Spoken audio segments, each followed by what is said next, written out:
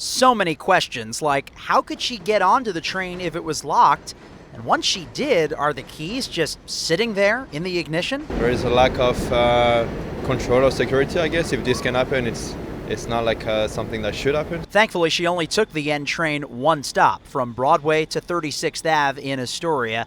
But rider Damaris still says it's crazy. You never know what's going to happen. So I hope that doesn't happen today. But thank you. You hope the conductor's driving your train. Yes, 100%. There were no injuries or impact to service, and the rogue rail rider is still out there. Mack Rosenberg, 1010 wins on 92.3 FM in Astoria.